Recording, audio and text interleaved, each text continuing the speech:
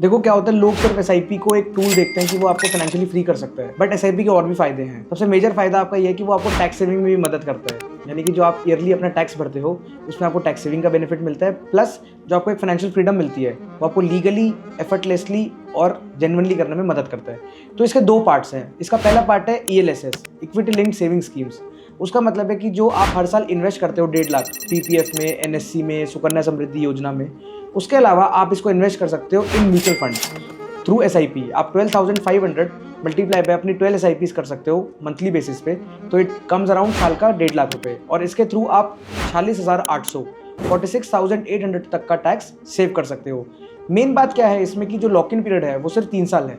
बाकी जो other products हैं, किसी में लॉक इन 15 साल है, किसी में 5 साल है और किसी में 18 साल है। तो ये सबसे कम लॉक इन के साथ आता है और इसमें जो रिटर्न्स का पोटेंशियल है वो भी सबसे ज़्यादा है, क्योंकि इसके अंदर जो नेचर ऑफ फंड्स होता है वो इक्विटी नेचर होता है। तो जब भी आप इन्वेस्ट कर रहे हो सोच समझ के करें, क्योंकि एसआईपी सिर्फ आपको टैक्स सेविंग में करने में नहीं, वेल्थ बनाने में भी हेल्प करता है।